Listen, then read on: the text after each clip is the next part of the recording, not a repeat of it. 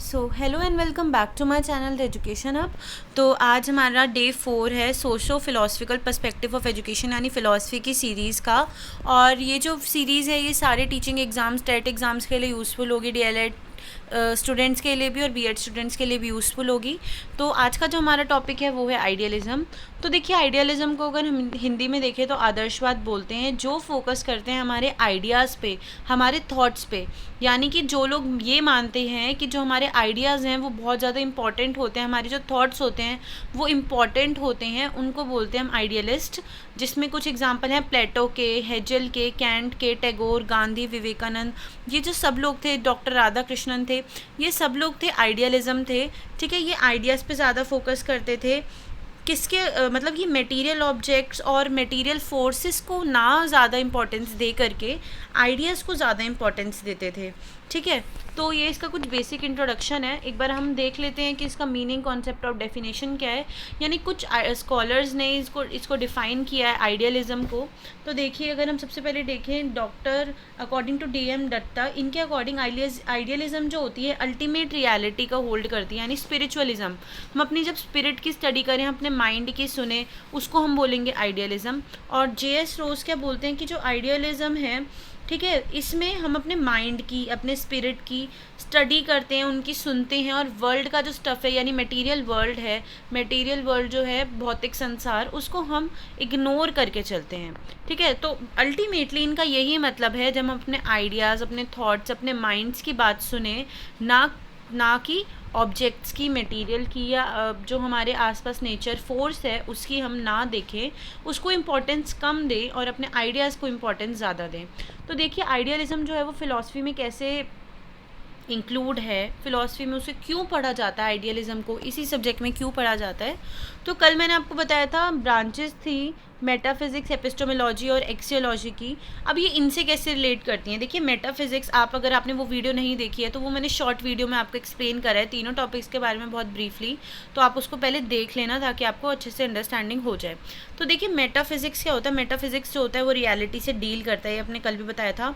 तो वो ये बोलते हैं कि जो हमारा जो वर्ल्ड है वो भी एक रियलिटी से डील करता है, और जो हमारा माइंड है वो भी रियलिटी से डील करता है। यानी जो हम अपने आसपास देखते हैं वो ही हम फील करते हैं, वही हम महसूस करते हैं। इसलिए हमें अपने माइंड की सुननी चाहिए, क्योंकि वो भी हमें रियलिटी ही बताता है। और जो हमारा स्पिरिट है, जो हमारे अंदर की सोल है, वो रियल है और एब्सोल्यूट है, वही रियल है और वही एब्सोल्यूट है।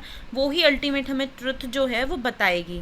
ठीक है, अल्टीमेट ट्रुथ वही है जो हमारे माइंड में चल रहा है। और जो भगवान है, गॉड को ये लोग इंपॉर्टेंस देते हैं, जो गॉड है वो ही हमारे माइंड में रहते हैं और वो ही रियल हैं। ठीक है, तो मेटाफिज़िक्स तो ये बताता है। एपिस्टेमोलॉजी कल मैंने आपको बताया था, मतलब लास्ट वीडियो में मैंने बताया था कि नॉलेज से डील करता है और ट्रुथ से डील करता है।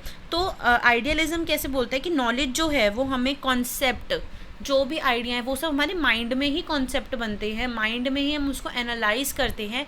इसलिए हमारा माइंड जो है वो ही मेन है। जो गॉड है वो हमारे माइंड में रिसाइड करते हैं और हमारा माइंड जो है वो मेन है।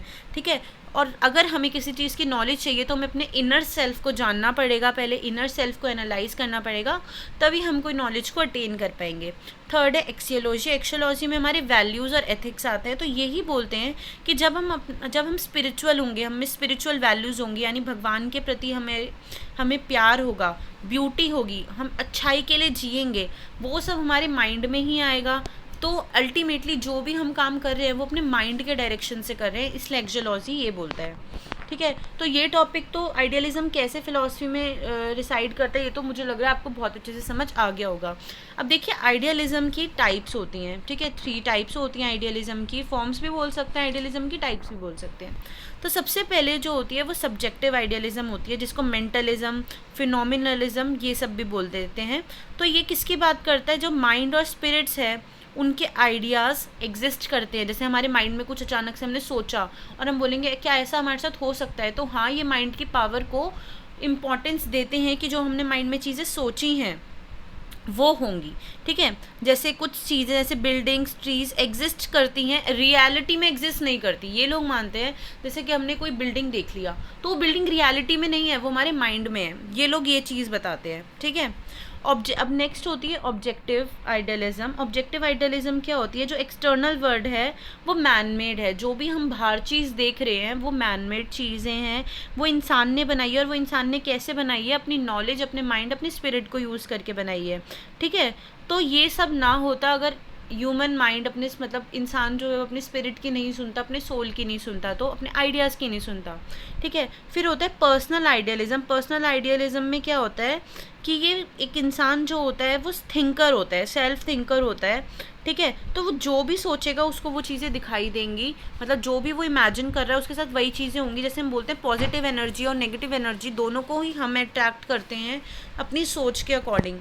तो यही आइडियलिज्म मानते हैं ऐसा कि अगर हम अच्छा सोचेंगे तो हमारे साथ अच्छा होगा, बुरा सोचेंगे तो बुरा होगा। ये वो बात करते हैं पर्सनल आइडियलिज्म में, ठीक है। तो ये 3 टाइप्स थे, 3 फॉर्म्स थे आइडियलिज्म के। नेक्स्ट हम देखेंगे फंडामेंटल प्रिंसिपल्स ऑफ आइडियलिज्म। क्या सिद्धांत है फंडामेंटल जो सबके एक्सेप्टेड हैं? कैसे, कौन से सिद्धांत है जो आइडियलिज्म बताते हैं? सबसे पहला है the 2 forms of the whole world. हमारे पूरे वर्ल्ड में 2 फॉर्म्स हैं। पहली है स्पिरिचुअल वर्ल्ड, सेकंड है मटेरियल वर्ल्ड। यानी 2 चीज़ें हैं। स्पिरिचुअल वर्ल्ड मतलब हमारा माइंड, और मटेरियल वर्ल्ड होता है जो हमारे आसपास की चीज़ें हैं, भौतिक संसार है वो। और ये लोग फोकस किस पे करते हैं? अपने स्पिरिचुअल वर्ल्ड पे, ठीक है। नेक्स्ट है इंपॉर्टेंस ऑफ पर्सनालिटी डेवलपमेंट। ये बताते हैं कि हमें सेल्फ डेवलपमेंट होनी चाहिए हमारी। ये लोग सेल्फ को बहुत ज़्यादा फोकस करते हैं, मी वर्ड, सेल्फ वर्ड। आइडियलिज्म जो होते हैं वो सेल्फ वर्ड पे फोकस करते हैं, इसलिए ये बोलते हैं कि जो डेवलपमेंट है, पर्सनालिटी डेवलपमेंट वो सेल्फ की होनी चाहिए, खुद की होनी चाहिए। और पर्सनालिटी डेवलपमेंट कैसे होगी? जब हमें लव की भावना, मतलब लव होगा हमारे अंदर, कोऑपरेशन की भावना होगी, भाईचारे की भावना होगी, हमें टॉलरेंस पावर होगी, तभी हम लोग सेल्फ डेवलप कर सकेंगे। हमारी ओवरऑल पर्सनालिटी तभी डेवलप करेगी, ठीक है। फिर ये बताते हैं कि जो आइडियाज़ हैं वो ज़्यादा इम्पॉर्टेंट हैं ऑब्जेक्ट से। Ideas are more important than objects, यानी कि जो हमारे माइंड में आइडियाज़ हैं वो ज़्यादा इम्पॉर्टेंट हैं ऑब्जेक्ट से, क्योंकि ये बिल्कुल भी फोकस नहीं करते ऑब्जेक्ट्स पर, ठीक है। Next is man is the centre of universe. यानी कि जो इंसान है वो सेंटर है यूनिवर्स का, वो ही इस वर्ल्ड को चला रहा है, वो ही संसार को चला रहा है। अगर उसके माइंड में आइडियाज़ नहीं होंगे, वो इन्वायरमेंट को ट्रांसफॉर्म नहीं कर पाएगा, वो सोसाइटी का अच्छा नहीं कर पाएगा। इस वजह से क्या होगा कि जो वर्ल्ड है वो चल नहीं पाएगा बेसिकली, ठीक है। और 6 प्रिंसिपल है principle of unity in diversity. ये आइडियलिज्म जो होते हैं फोकस करते हैं यूनिटी इन डाइवर्सिटी पे। ये मानते हैं कि जो हमारा वर्ल्ड है वो एक साथ तब रह पाएगा जब हमारा माइंड अच्छे से वर्क करेगा, जब हमें अच्छी वैल्यूज़ डेवलप होंगी, जो कि इनका एक प्रिंसिपल भी था, फेथ एंड स्पिरिचुअल वैल्यूज़। तो ये सब मानते हैं, ठीक है। तो ये इनके फंडामेंटल प्रिंसिपल है, आइडियलिज्म के 6 फंडामेंटल प्रिंसिपल्स हैं। अब देखिए आइडियलिज्म और एजुकेशन आपस में कैसे रिलेटेड है, हम आइडियलिज्म को एजुकेशन से जोड़ के क्यों चलते हैं, कैसे चल पाएंगे। तो देखिए आइडियलिज्म और एम्स ऑफ एजुकेशन दोनों सेम होते हैं। जैसे कि एजुकेशन का भी और आइडियलिज्म का दोनों का एम होता है हमारी पर्सनालिटी को डेवलप करना, हम खुद को जाने, सेल्फ रियलाइजेशन हो, सबको एजुकेशन मिले, यूनिवर्सल एजुकेशन हो, ठीक है। और हम अपने कल्चरल इन्वायरमेंट को इन्हांस करके रखें, उसे प्रमोट करें, ठीक है। विल पावर हमारी डेवलप हो, हमारी मोरल कैरेक्टर और मोरल सेंस डेवलप हो, हम एक कंप्लीट मैन में डेवलप हो, यानी कि हमें इमोशंस भी हो, सारी ओवरऑल हमें डेवलपमेंट होनी चाहिए बेसिकली, ठीक है। और एम जाने, हम जो चीज़ कर रहे हैं उसका हमें एम पता होना चाहिए। तो इसमें फ़िलॉसफी भी मानती है, मतलब आइडियलिज्म भी इसी चीज़ को मानता है, और एम ऑफ एजुकेशन भी यही होते हैं, ठीक है। और ये बेसिकली मानते हैं कि अगर हमारी फ़िज़िकल हेल्थ अच्छी होगी तो हमें इकोनॉमिक फ्रीडम होगी, हम अच्छे से अर्न कर पाएंगे। अगर हम अर्न कर पाएंगे तो हमें नॉलेज मिलेगी, अगर हमें चीज़ों की नॉलेज मिलेगी तो हम ब्यूटी, मतलब जो हमारे आसपास की ब्यूटी है उसको अप्रिशिएट कर पाएंगे। अगर हम ब्यूटी अप्रिशिएट करें तो हमारा कैरेक्टर फॉर्मेशन होगी, और कैरेक्टर फॉर्मेशन होती है तो हम वर्शिप भी करना शुरू होंगे, मतलब अपने गॉड को मानेंगे, ठीक है। Next is idealism and curriculum. Idealism और करिकुलम कैसे एक हैं? तो देखिए जो आइडियलिज्म जो होता है वो खुद के बारे में जानने को बताता है, और जो करिकुलम होता है वो बताता है कि हमें बच्चे को क्या क्या सिखाना चाहिए, क्या क्या होना चाहिए। तो वो भी बच्चे के लिए ही है कि बच्चा खुद को जाने, अपने नेचर को जाने, ठीक है। तो आइडियलिज़म और करिकुलम दोनों इस चीज़ पे फोकस करते हैं कि बच्चे की बच्चा इंटेलिजेंट हो, वो लैंग्वेज जाने, लिटरेचर जाने, हिस्ट्री, ज्योग्राफी, मैथ, साइंस, बाकी सब चीज़ें जान दे। बच्चा एस्थेटिक हो, यानी आर्ट को, पोट्री को बच्चा फोकस में रखे, और बच्चा मोरली डेवलप हो, यानी वो अपने रिलीजन को, अपने एथिक्स को अपने साथ लेकर के चले। ठीक है। Next is idealism and teaching method, यानी आइडियलिज्म और टीचिंग मेथड कैसे सेम है, वो प्ले वे मेथड पे फोकस करते हैं। ठीक है। सेल्फ एक्टिविटी पे फोकस करते हैं, जैसे आइडियलिज्म ज़्यादातर सेल्फ पे फोकस करते हैं, और करिकुलम में भी सेल्फ एक्टिविटी का स्पेस होता है। लेक्चर मेथड पे फोकस करते हैं, डिस्कशन, स्टोरी टेलिंग मेथड, ठीक है, इन सब चीज़ों पे फोकस करते हैं। Next is influence. तो ये जो टॉपिक है influence of idealism on education, यानी कि हम ये देखेंगे एजुकेशन पर आइडियलिज्म कैसे जोर डालता है। तो देखिए आइडियलिज्म क्या क्या बताता है और वो चीज़ें हम एजुकेशन में फॉलो करते हैं। सबसे पहला मोरल एजुकेशन जो कि हमें पढ़ाई जाती है। तो ये जो भी मैं भी आपको टॉपिक्स बोलूँगी ये सब आइडियलिज्म ने ही दिए थे कि एजुकेशन में ये इंक्लूड होने चाहिए। फिर है हायर एंड ब्रॉडर एम, यानी नैरो एम्स नहीं होने चाहिए एजुकेशन के। मतलब ये नहीं कि आपने एक चैप्टर पढ़ा दिया उससे बच्चा क्या सीखा, सिर्फ यहाँ तक हम सीमित नहीं रहने चाहिए। बच्चा mental, social, cultural, moral, character सब कुछ बच्चे का डेवलप होना चाहिए। फिर है इंटीग्रेटेड करिकुलम, यानी social science, math, humanism, cultural, history, ये सब बच्चे को जोड़ के हमें पढ़ानी है। एक्सटर्नल वैल्यूज़ होनी चाहिए बच्चे में, ठीक है। सेल्फ डिसिप्लिन होना चाहिए।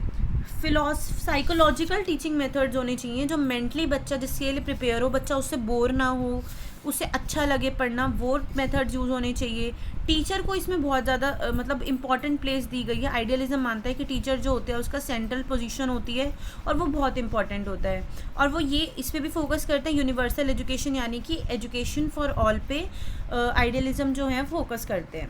Next is criticism of idealism. Idealism में कुछ अच्छाइयाँ थी तो उसमें साथ में कुछ बुराइयाँ भी थी। तो इसमें बेसिकली 5 क्रिटिसिज्म पे बात की गई है। सबसे पहला है जर्नल एम्स के बारे में ही आइडियलिज्म बात करता है। ये कुछ छोटे मोटे एम्स जो होती हैं, जो स्पेसिफिक हैं एम्स, उनके बारे में बात नहीं करता। सेकंड है external values and absolute truth. देखिए आइडियलिज्म फोकस करता है एक्सटर्नल वैल्यू लाइफ की, ठीक है, और एब्सोल्यूट ट्रुथ के बारे में, जबकि प्रैक्टिकली पॉसिबल चीज़ों के बारे में नहीं सोचते कि ये चीज़ प्रैक्टिकल पॉसिबल है या नहीं, लेकिन वो सिर्फ एक ही चीज़ पे फोकस करते हैं कि एब्सोल्यूट ट्रुथ क्या है। अब थर्ड है आइडियलिज्म जो होता है वो रिगरस डिसिप्लिन पे फोकस करता है, यानी कि हम बहुत ज़्यादा डिसिप्लिन होने चाहिए, ठीक है, वो मॉडर्न कंसेप्शन के बारे में ज़्यादा नहीं सोचते।